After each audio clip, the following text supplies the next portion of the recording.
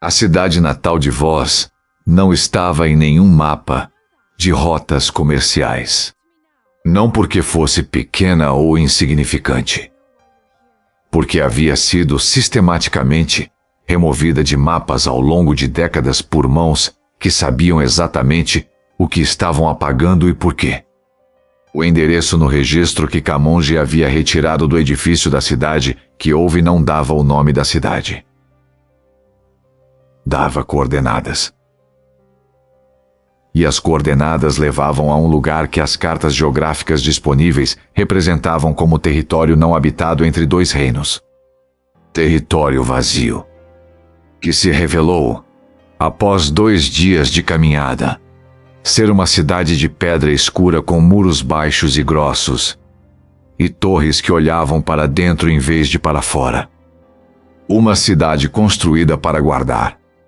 Camonji havia entrado pelos portões ao anoitecer, e havia encontrado a mulher numa rua lateral, a 100 metros da entrada. Ela não havia dito nada quando o viu. Havia apenas olhado para ele por um segundo. E nesse segundo Camonji havia visto algo no rosto dela que em 6 episódios de convivência com pessoas que haviam aprendido a controlar cada expressão nunca havia visto. Medo genuíno que o treinamento não estava conseguindo esconder completamente. Ela não disse o que havia encontrado. Não com palavras. Estendeu o braço e apontou para uma direção específica, na cidade com um gesto que era mais ordem do que indicação. Camonji seguiu a direção do braço. No fundo de uma rua de pedra, que descia levemente em direção ao centro da cidade, havia um edifício que se distinguia de tudo ao redor, não pelo tamanho nem pelo estado de conservação, mas pela idade. As pedras eram de uma cor e de uma textura diferentes das pedras dos edifícios ao redor. Mais densas. Mais escuras. Com o tipo de desgaste que só décadas de exposição a vento e chuva produzem de uma forma que não pode ser fabricada. Aquele edifício havia sido construído muito antes da cidade ao redor. A cidade havia crescido em torno dele, ou havia sido construída para protegê-lo. A mulher havia começado a caminhar em direção ao edifício sem olhar para trás para verificar se Camonji a seguia. Ela sabia que ele seguiria. E ele sabia que sabia. E nenhum dos dois havia precisado dizer nenhuma das duas coisas. A porta do edifício não tinha trinco pelo lado de fora. A mulher havia colocado a palma da mão sobre a pedra ao lado da porta num gesto específico. E a porta havia aberto por dentro. Como se algo dentro houvesse respondido ao gesto. O interior do edifício era uma única sala grande. As paredes eram cobertas do chão ao teto por texto. Não texto uniforme. Camadas de texto em estilos diferentes. Caligrafias diferentes. Línguas diferentes. Épocas diferentes. Os registros mais recentes estavam na altura dos olhos. Escritos numa linguagem que Camonji reconheceu como uma forma arcaica do idioma comum, com variações que sugeriam autores de épocas separadas por gerações. Os registros mais antigos estavam perto do chão. Em caracteres que Camonji não havia visto em nenhum dos documentos da Biblioteca da Ordem. Uma escrita que parecia anterior a qualquer sistema de registro que conhecia. A mulher havia ido diretamente para uma seção específica da parede leste. Camonji havia ficado no centro da sala, olhando ao redor, absorvendo a escala do que estava vendo. Isso não era um arquivo. Era um registro acumulado ao longo de um tempo que tornava os 237 anos da Ordem dos Escribas parecerem recentes. E então havia visto o retrato. Na parede norte, entre duas seções de texto, havia uma pintura primitiva, feita com pigmentos escuros sobre a pedra crua, tão antiga que as bordas haviam desbotado para quase nada. Mas o centro, o rosto, havia sido preservado com um cuidado que não era natural. Era deliberado. O rosto no retrato havia parado Camonge completamente. Não porque era familiar da forma que um rosto conhecido é familiar, mas porque havia algo na estrutura dos olhos, na forma da mandíbula, na expressão específica de inteligência calculada que o retrato havia capturado, que criava um reconhecimento perturbador sem precedente identificável. Era como olhar para um espelho que mostrava não o rosto, mas algo por trás do rosto. Para tudo e olha para mim. O retrato que Camonge está olhando neste momento é a cena mais importante de todo o arco 2. Não porque revela algo que você pode nomear imediatamente, mas porque cria uma pergunta que vai continuar crescendo dentro de você à medida que os próximos episódios avançarem. Existe uma possibilidade que o universo das Crônicas do Abismo começou a construir desde o EP-003, quando o arquivista disse que Camonge havia chegado à biblioteca mais rápido do que o anterior. Desde o EP-005, quando o documento do fundador disse que Camonge era o primeiro candidato em 43 anos a entrar voluntariamente. Desde o EPB-016, quando o sistema de voz havia classificado Camonge como candidato a sucessor. O retrato na parede não confirma essa possibilidade, mas torna impossível ignorá-la. Faz o teu posicionamento agora. Clica no botão de inscrição. Ativa o sininho. Desce nos comentários e escreve a palavra origem. É o teu selo do episódio 8. A declaração de que você chegou ao ponto onde a história ficou mais profunda do que qualquer coisa que o primeiro episódio sugeria. O que a mulher encontrou na parede leste vem agora. A mulher havia encontrado o compartimento que procurava. Uma pedra específica na seção da parede leste que se movia quando pressionada com uma força e um ângulo exatos que não eram óbvios para quem não soubesse o que estava procurando. Camonge havia se aproximado quando ouviu a pedra se mover. Dentro do compartimento, sobre uma pequena prateleira de pedra, havia um objeto que o tempo havia preservado com a mesma qualidade inexplicável que havia preservado o rosto no retrato. Não era um documento. Não era um selo. Não era nenhum dos tipos de objeto que havia aparecido nos episódios anteriores. Era uma faca, pequena, com cabo de osso escurecido pelo uso e pelo tempo, com uma lâmina que havia sido muito afiada em algum ponto do passado e que o tempo havia tornado opaca, mas não quebrara. Na superfície do cabo havia um símbolo gravado que Camonge reconheceu imediatamente. Era o mesmo símbolo do selo metálico que a mulher havia colocado sobre a mesa na cidade que houve.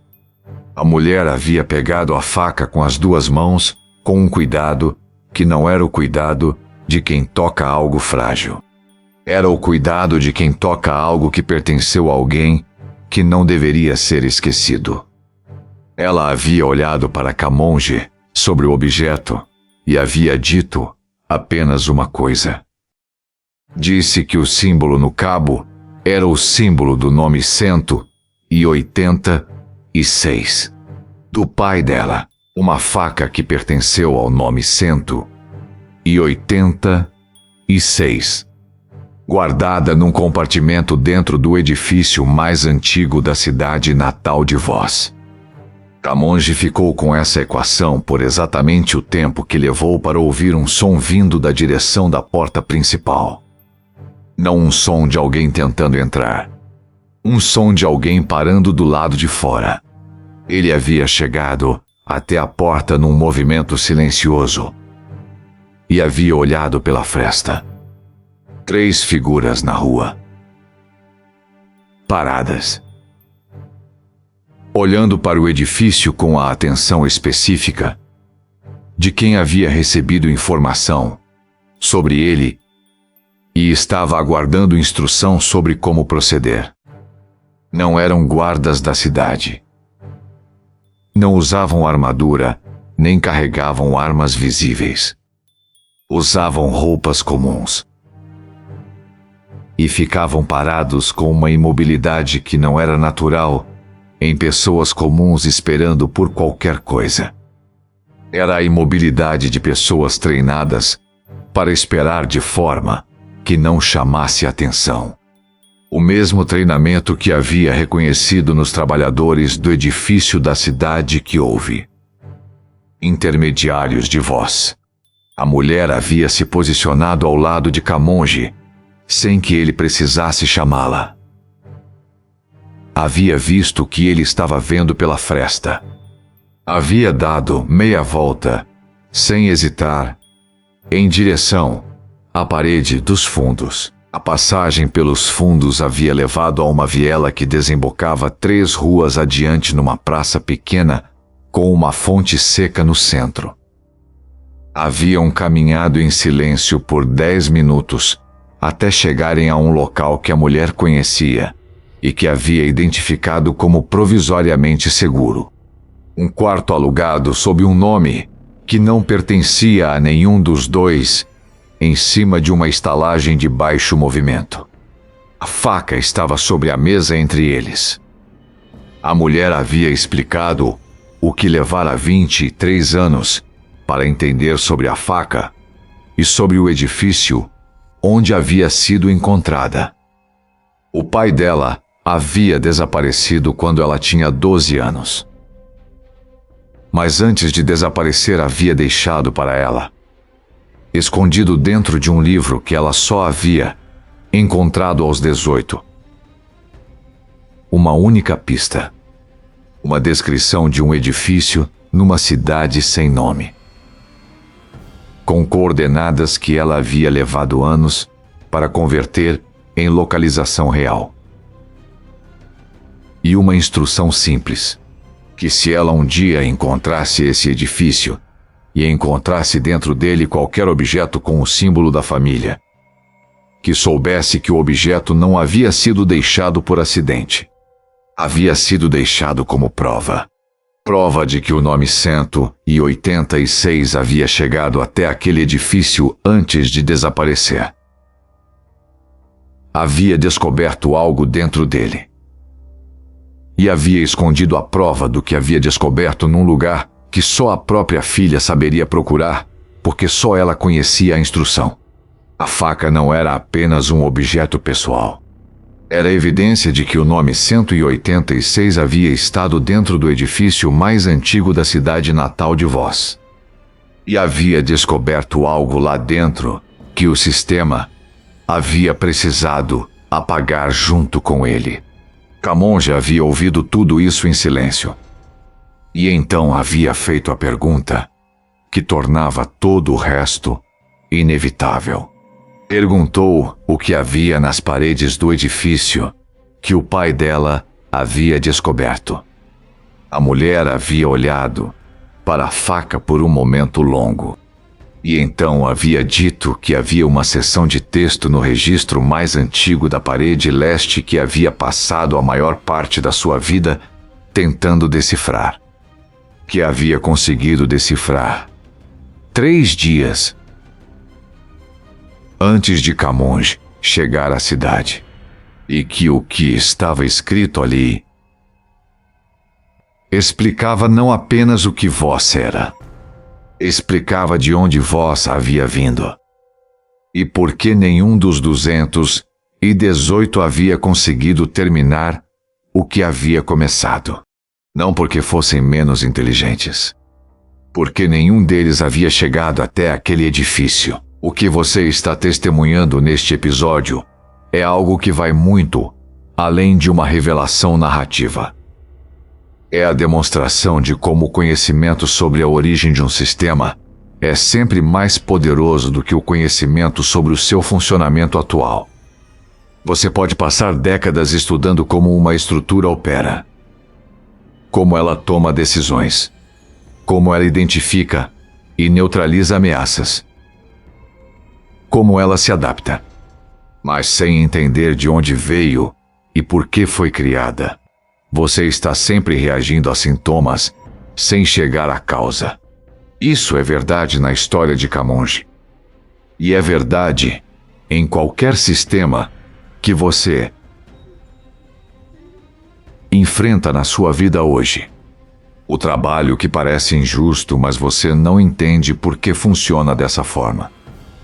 A estrutura que parece impossível de mudar, porque você não sabe por que foi construída assim. O padrão que se repete porque ninguém foi até a origem para entender o que o criou. O link na descrição aponta para um protocolo que trabalha exatamente essa camada. Como ir à origem dos problemas em vez de continuar respondendo aos sintomas. O link está na descrição. Toca agora. E se este episódio expandiu algo dentro de você, o que vem a seguir vai mudar tudo o que você acredita entender sobre o universo das Crônicas do Abismo. No próximo episódio, a mulher revela o que estava escrito na seção mais antiga do registro. E o que estava escrito ali não descreve vós como um sistema de poder. Descreve vós como uma resposta. Uma resposta a algo que existia antes de vós. Algo que o próprio vós havia sido criado para combater. E que ainda existe. O que é mais perigoso do que vós? A resposta está na próxima crônica. O abismo é mais profundo do que qualquer um imaginava.